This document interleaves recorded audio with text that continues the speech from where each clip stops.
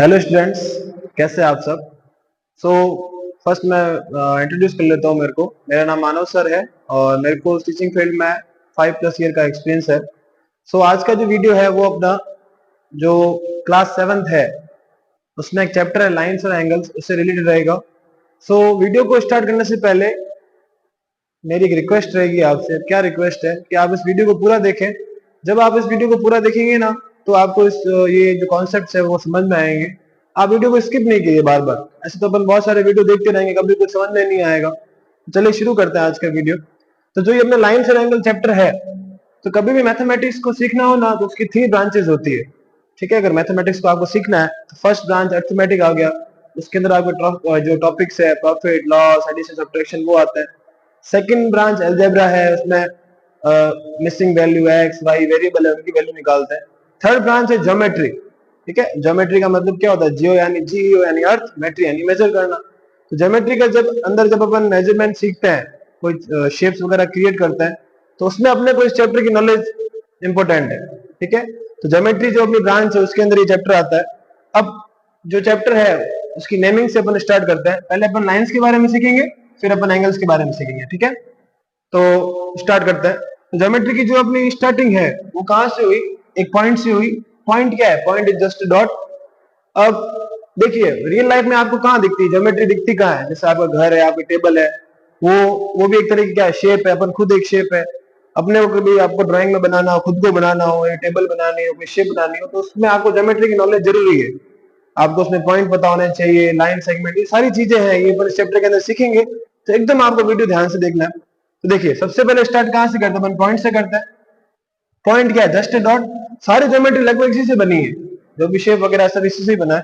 जो पॉइंट है, अब पॉइंट दिखाता है क्या है, पॉइंट एक पोजीशन दिखाता है। जैसे मैंने कहा ये रहा, ये पॉइंट नहीं, पॉइंट तो यहाँ है ऑटोमेटिक। देखो मेरे फिंगर यहाँ आ गई, पॉइंट ए बोलते ही मैंने कहा ये पॉइंट ए है। मैंने कहा वहां पर है, वहां तो है नहीं, ऑटोमेटिक मेरी फिंगर यहाँ आ गई। तो पॉइंट क्या दिखाता है, हमने को पोजीशन दिखाता है। अब जब ये जो पॉइंट्स हैं, इनफाइनाइट पॉइंट जब साथ में आ जाता है, बहुत सारे पॉइंट्स, और उनके बीच में बिल्कुल गैप खत्म हो जाता है, तो लाइन बन जाती है। एक तो कर्व लाइन आती है, स्ट्रेट लाइन आती है। ठीक है, कर्व लाइन का अपना यूज केस है नहीं, अपन इस लाइन के बारे में सीखते हैं। So what is the line, what is the definition of line is, line is a straight path, line is a straight path go to infinite both direction. अब पॉइंट को अगर रिप्रेजेंट करना हो तो अपन अल्फाबेटिक सिंबल से represent करते हैं, एक ही पॉइंट लेते हैं।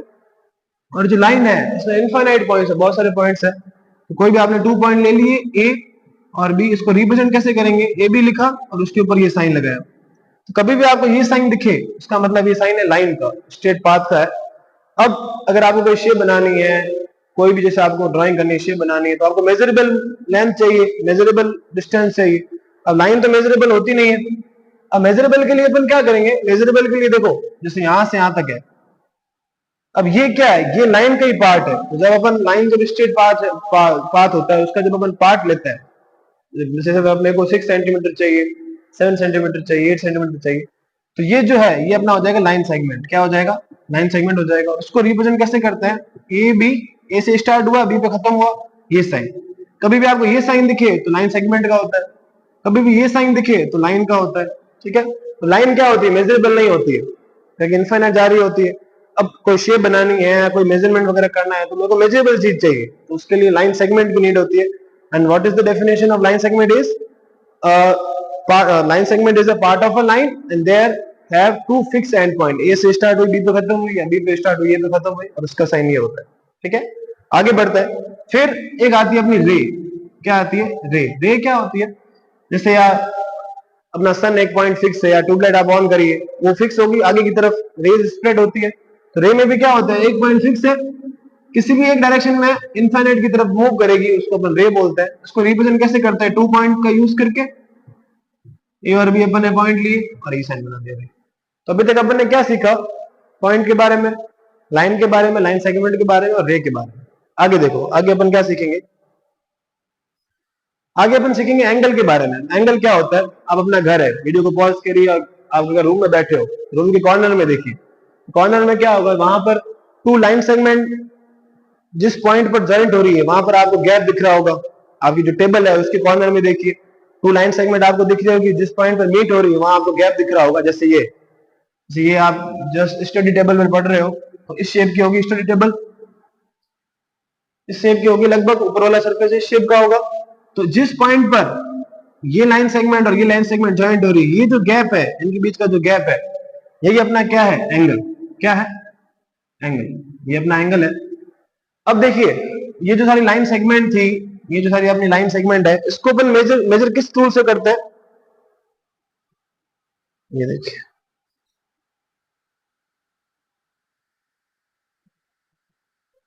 एक मिनट। देखिए, अपने को कभी लाइन सेगमेंट वगैरह मेजर करनी है ना, तो उसके लिए अपनी स्केल होती है, डिस्टेंस है। लाइन सेगमेंट क्या है, स्ट्रेट पाथ है, और उसको मेजरमेंट के लिए अपनी क्या होती है, स्केल होती है। देखिए एक बार, ये जैसे देखिए, तो मेजर कैसे करते हैं, जिस पॉइंट से स्टार्ट हुई, जैसे ये स्ट्रेट लाइन है, अगर मेरे को इसको मेजर करनी है, तो देखिए इसको स्केल को ऐसे रखते हैं, जीरो से स्टार्ट करते हैं, ये अपनी सेंटीमीटर की मेजरमेंट की स्केल है, यहां से लेकर यहां तक। ये शॉर्ट, ये जो स्मॉल लाइन्स है, ये अपनी मिलीमीटर होती है, और जीरो से लेकर 10 स्मॉल लाइन खत्म हुई, और जहां पर ये 1 है, ये होता है अपना कंप्लीट 1 सेंटीमीटर। ठीक है, तो मेजर ऐसे करते हैं। तो लाइन सेगमेंट तो क्या है, डिस्टेंस है, ए से स्टार्ट हुई, बी पे खत्म हुई। अब इनका जो गैप है, ये डिस्टेंस नहीं है, ये क्या है, ये अपना एंगल है। और अगर आपने को एंगल मेजर करना हो, तो ये एक लाइन बनाता है,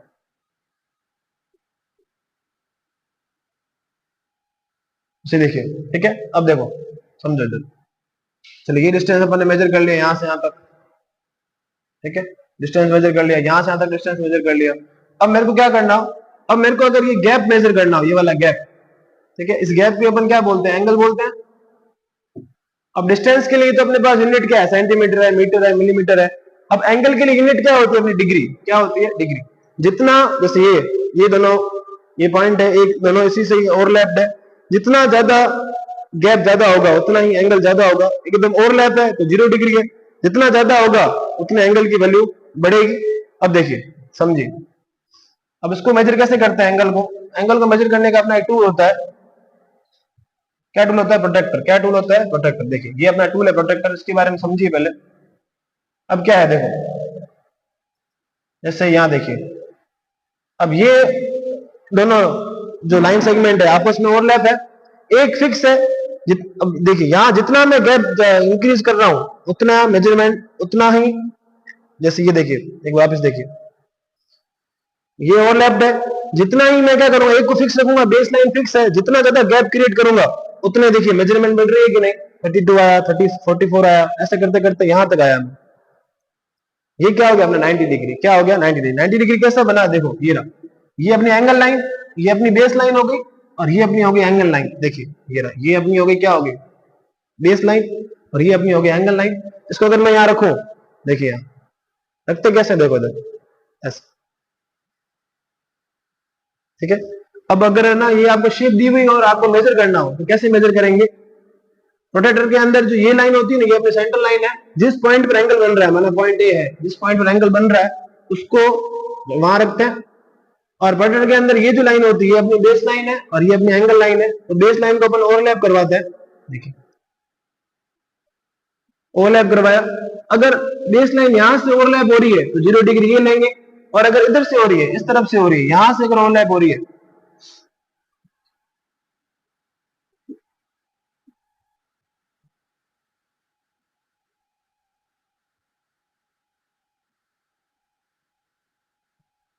अब देखिए, अगर यहां से इस तरफ से अगर ओवरलैप हो रही है, तो 0 डिग्री अपन ये वाला लेंगे। ठीक है, एक बार इसको समझ लो, अपने डी को समझ लो। ये जो अपना गैप होता है, ये अपना एंगल होता है, जितना ज्यादा गैप इंक्रीज होगा, उतना एंगल की वैल्यू बढ़ेगी। ऐसे करते करते ये पूरा 180 तक आ जाएंगे, फिर अपन रिवर्स में भी इसको एंगल्स को ले सकते हैं। चलो देखिए अब,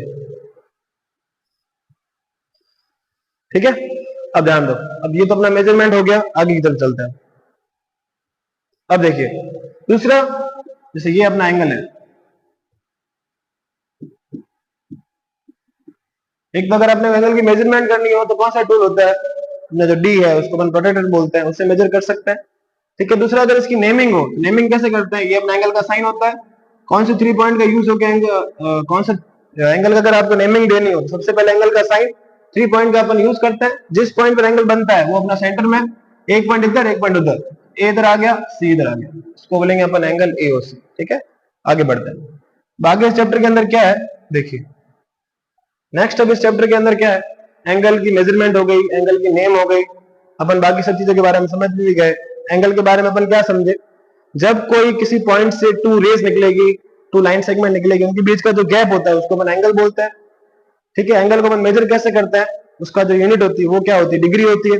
अगर ओवरलैप्ड है तो 0 डिग्री, जितना गैप बढ़ता रहेगा उतना एंगल की वैल्यू बढ़ती रहेगी। यहाँ आ गया तो 90 डिग्री, करते करते ये स्ट्रेट आ गया तो ये 180 डिग्री, फिर घूम के वापस उसी पॉइंट पर आ जाएगा तो कंप्लीट 360 हो जाएगा। तो 0 से लेकर अगर 90 तक की मेजरमेंट है तो उसको अपन एक्यूट एंगल बोलते हैं, 90 डिग्री है तो उसको राइट एंगल बोलते हैं, 9 से ज्यादा होते ही 180 तक उसको अपन बोलते हैं ऑब्ट्यूस, 180 होते ही स्ट्रेट, और 180 से ज्यादा होते ही रिफ्लेक्स, और वापस उसी पर आ गया तो 360। अब देखिए आगे, आगे क्या है इसमें, पेयर ऑफ लाइंस है, पेयर ऑफ लाइन। अब पेयर ऑफ लाइंस क्या होता है, सबसे पहले अपन सीखते हैं पैरेलल लाइंस के बारे में। एक लाइन ये, एक लाइन ये, एक लाइन ये। पैरेलल लाइंस क्या होती है, when two and more than two line did not meet at any point, कोई भी टू लाइन है वो किसी पॉइंट पर मीट नहीं करे और उनके बीच का जो डिस्टेंस है वो हमेशा सेम हो, उसको अपन पैरेलल लाइन बोलते हैं। अगर ये लाइन अगर एल है और ये लाइन अगर एम है, एल पैरेलल टू क्या हो जाएगा, एम, ये पैरेलल का साइन होता है। इंटरसेक्टिंग लाइंस क्या होती है, when two line meet at one point, किसी वन पॉइंट अगर मीट करे तो ये, इसको अपन बोलते हैं इंटरसेक्टिंग लाइंस। टू लाइन अगर किसी वन पॉइंट मीट करे तो इंटरसेक्टिंग लाइन, कहीं नहीं मीट करे तो पैरेलल लाइन। ठीक है, अब इस चैप्टर के रिलेटेड कुछ क्वेश्चंस करते हैं। देखिए देखो, अब और इसमें और चीजें क्या आती है इसमें, एक अपना आता है कॉम्प्लीमेंट्री एंगल्स। कॉम्प्लीमेंट्री एंगल्स क्या होता है, एंगल्स के बारे में आप समझ गए हो, कोई दिक्कत एंगल के बारे में, कोई डाउट? अब कॉम्प्लीमेंट्री एंगल क्या होते हैं और सप्लीमेंट्री एंगल क्या होते हैं उसके बारे में समझते हैं। देखो ठीक है, कॉम्प्लीमेंट्री एंगल क्या होते हैं,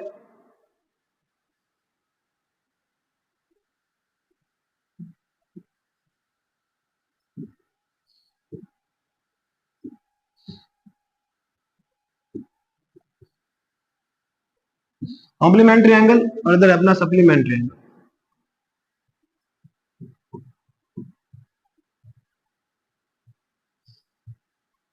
कॉम्प्लीमेंट्री और सप्लीमेंट्री एंगल क्या होता है, जब कभी कोई टू एंगल है उसका सम अगर 90 डिग्री होगा, कॉम्प्लीमेंट्री एंगल का जो कॉन्सेप्ट लगा था ना वो 90 डिग्री पे लगा था, ये अपना 90 डिग्री है।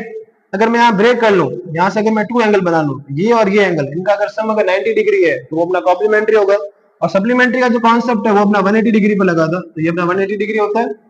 ठीक है, ये और ये एंगल दोनों का सम मिला के कितना होना चाहिए, 180, और यहाँ पर दोनों एंगल का सम मिला के कितना होना चाहिए, 90। तो ये होता है कॉम्प्लीमेंट्री, ये होता है सप्लीमेंट्री। अगर कोई एंगल 20 डिग्री है, उसमें मैं अगर कितना एंगल ऐड करूंगी 90 डिग्री बन जाए तो 70 डिग्री आएगा। तो 20 डिग्री का कॉम्प्लीमेंट एंगल क्या होगा, 70, दोनों को मिला के 90 आ रहा है। सप्लीमेंट्री के लिए अगर 60 डिग्री है, उसमें मैं कितने डिग्री, ये साइन अगर डिग्री का होता है अपना, 60 डिग्री में मैं कितना ऐड करूंगा कि वो सप्लीमेंट्री बन जाए, तो 120 होगा। कॉम्प्लीमेंट्री सप्लीमेंट्री हो गया, तो आगे बढ़ते हैं। देखो नेक्स्ट क्या है अपना, नेक्स्ट टॉपिक अपना क्या है, नेक्स्ट देखिए, नेक्स्ट है अपना एक तो लीनियर पेयर। लीनियर पेयर क्या होता है,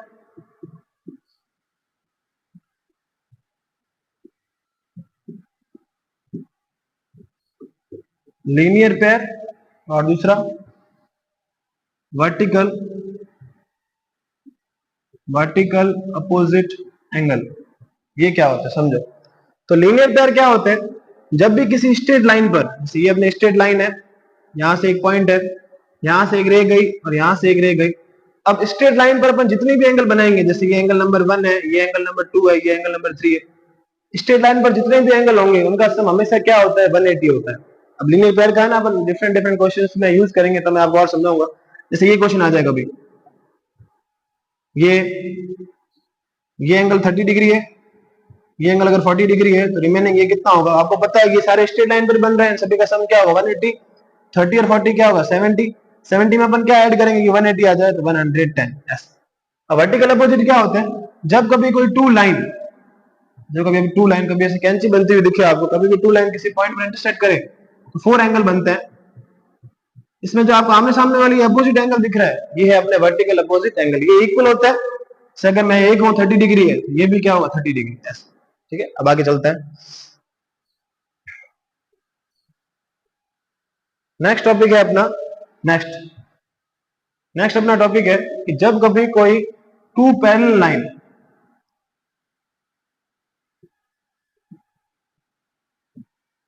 टू पैरेलल लाइन को वन लाइन कट करेगी तो उसको अपन बोलते हैं ट्रांसवर्सल लाइन। जब कभी कोई टू और मोर देन टू लाइन को एक लाइन कट करेगी डिफरेंट डिफरेंट पॉइंट पर, यहाँ इस पॉइंट और इस पॉइंट पर कट कर रही है तो उसको अपन ट्रांसवर्सल लाइन बोलते हैं। इंटरसेक्टेड लाइन को भी कट कर सकती है, उसको भी ट्रांसवर्सल ही बोलते हैं। अब जब ये लाइन ये कट करेगी तो यहाँ पे 4 एंगल बनेंगे और यहाँ पर भी 4 एंगल बनेंगे। अब यहाँ पे जैसे अभी अपन ने लीनियर पेयर और वर्टिकल अपोजिट समझे तो वो देखो वो कहाँ है, ये एंगल एंगल लीनियर पेयर बना रहे हैं, ये लीनियर पेयर बना रहे हैं, ये लीनियर पेयर, ये लीनियर पेयर, ये लीनियर लीनियर, ये वर्टिकल अपोजिट, ये वर्टिकल। इसके अलावा भी कुछ अपने ना एंगल्स बनते हैं, वो कौन कौन से होते हैं तो टेबल से देखते हैं कौन कौन से एंगल होते हैं। देखिए सबसे पहले आते हैं अपने कॉरस्पॉन्डिंग एंगल।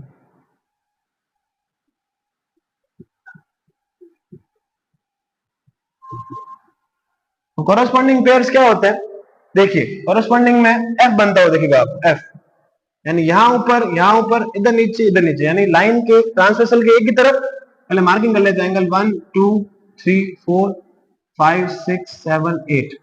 तो कॉरस्पॉन्डिंग पेयर क्या हो जाएंगे, ट्रांसवर्सल के या तो राइट साइड या लेफ्ट साइड, अपन पहले लेफ्ट साइड लेते हैं ऊपर की तरफ एंगल 1 और 5। और पेयर का मतलब क्या होता है, जैसे पेयर ऑफ शूज है, पेयर ऑफ शूज के अंदर 2 जूते आते हैं, 2 शूज आते हैं, तो वैसे पेयर ऑफ एंगल के अंदर एंगल 1 का पेयर कौन बनेगा, एंगल 5 बनेगा। एंगल 1 और एंगल 5 ये अपने कॉरस्पॉन्डिंग है, एक पेयर बन गया। तो सर उसी के नीचे की तरफ, यहाँ नीचे तो उसके भी नीचे एंगल 4 और 8 ये भी अपना कॉरस्पॉन्डिंग हो गया। अब इस तरफ आ जाओ तो 2 के कॉरस्पॉन्डिंग 6 और इधर 3 के कॉरस्पॉन्डिंग 7। अब जब पैरेलल लाइन को ट्रांसवर्सल लाइन कट करती है ना तो एक प्रॉपर्टी लग जाती है, जो ये कॉरस्पॉन्डिंग एंगल है वो इक्वल हो जाता है। अगर ये 20 डिग्री है ये भी क्या हो जाएगा 20 डिग्री, कौन से मुंह से कॉरस्पॉन्डिंग एंगल इक्वल होते हैं जब कभी कोई टू पैरेलल लाइन को वन ट्रांसवर्सल लाइन कट करेगी तब, ठीक है। तो ये पेयर हो गए। दूसरे कौन से होते हैं इसमें, अल्टरनेट।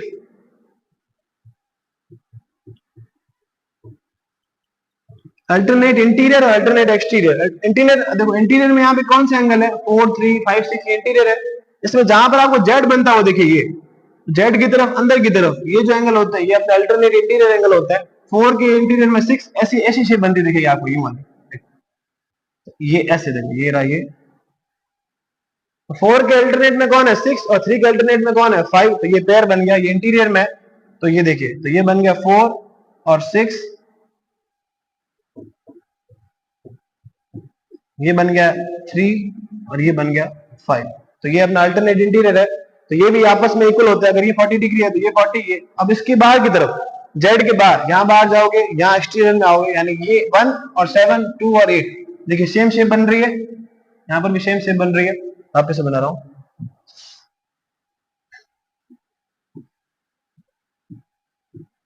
ये two parallel line alternate exterior में सेम सेम तरह का डायग्राम बनता है, जैसे ये एंगल 1 है और ये एंगल 7 है। देखिए ये रहा 1 और 7, इधर मैं 2 ले रहा हूँ और इधर मैं अगर 8 ले रहा हूँ तो 2 और 8 सेम ऐसी शेप बनती हुई दिखेगी आपको क्रॉस। तो ये जो एंगल्स होते हैं ये आपस में इक्वल होते हैं, अंदर की तरफ है तो अल्टरनेट इंटीरियर, बाहर की तरफ है तो अल्टरनेट एक्सटीरियर। अब एक लास्ट होता है अपना को इंटीरियर एंगल, वो क्या होता है,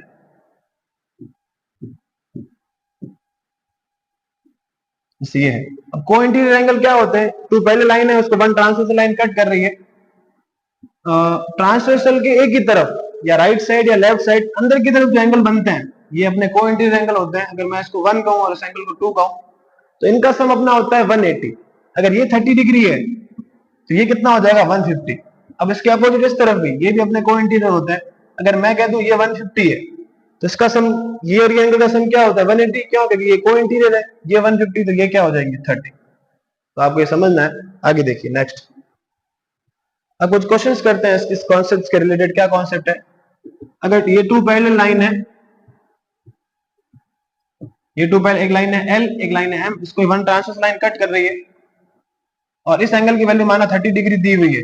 अपने angle 2 angle 3 angle 4 angle 5 angle 6 angle 7 angle, अगर वन एंगल की वैल्यू दी हुई है तो बाकी आप आराम से निकाल लोगे सारे प्रॉपर्टीज का यूज करके।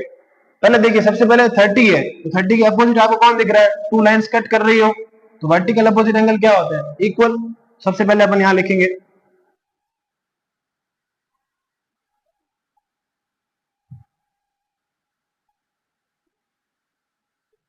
देखिए सबसे पहले अपन क्या लिखेंगे इधर कि angle 3 is equal to 30 degree. Reason क्या है? Vertical opposite angle. तो ये 30 डिग्री आ गया। अब देखिए एंगल 1 और एंगल 2 क्या है? एक लाइन पर बन रहे हैं, एक ही लाइन पे बन रहे हैं, और एक ही लाइन पर जब बन रहे हो तो लीनियर पेयर बनता है और उनका सम क्या होता है? 180 होता है। तो अपन लिखेंगे आगे 30 degree plus angle 2 is equal to 180। क्यों? ये क्या है? Linear pair. रीजन भी लिखना है अपने को। अब 30 तो उधर चला जाएगा, प्लस का नंबर वहां जाके क्या होता है? माइनस। तो 180 माइनस 30 क्या हो गया? 150।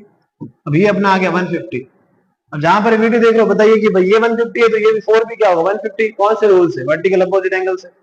अब 3 और 5 अपने को पता है क्या होता है? कॉरस्पॉन्डिंग। अब 30 इज इक्वल टू क्या हो जाएगा? एंगल 5। कौन से रूल से? कॉरस्पॉन्डिंग एंगल से रूल से। अब ये 30 हो गया, ये 30 तो ये भी 30 हो गया वर्टिकल अपोजिट से। ये 30 है तो लीनियर पेयर से ये क्या हो गया? 150। ये 150 है तो ये भी क्या हो गया? 150। अगर वन एंगल की वैल्यू पता है तो बाकी सभी की आराम से निकल जाती है। दूसरा देखिए जो मैंने आपको रूल्स बताए थे, ये 150 आया तो ये 150 आया, ये देखो ये 150 है तो ये 150 इक्वल है अल्टरनेट इंटीरियर से। ये 30 है तो ये 30 इक्वल है, ये 30 ये 30 इक्वल है। देखो ये 150 तो ये 150, ये 30 तो ये 30, ये 150 ये 150। अगर आपको याद नहीं रहता है तो एक एग्जांपल याद रखिए, उससे सारे आपको पेयर समझ में आ जाएंगे और पेयर एग्जांपल से आपको पता पड़ जाएगा कि कौन से पेयर इक्वल होता है और कौन से पेयर का सम 180 होता है। देखो इन दोनों का सम 180 आ रहा है, इन दोनों का सम 180 आ रहा है, और इसको अपन बोलते हैं को इंटीरियर। क्या बोलते हैं? को इंटीरियर। अब रियल लाइफ में कहां काम आता है? अगर रियल लाइफ में अगर आपको 2D शेप बनानी है और ऐसा कुछ कॉन्सेप्ट लग रहा है और ये एंगल अगर आपको पता है तो उसको मेजर करने की जरूरत है नहीं, सीधा 30 डिग्री ऑटोमेटिक बन जाएगा। रीजन देखो, ये रीजन ये है, ये पैरेलल लाइन है, वन लाइन है, यहाँ ये वन लाइन है, और यहां पर अगर मैं एक सर्कल बनाऊं, देखिए यहां का गैप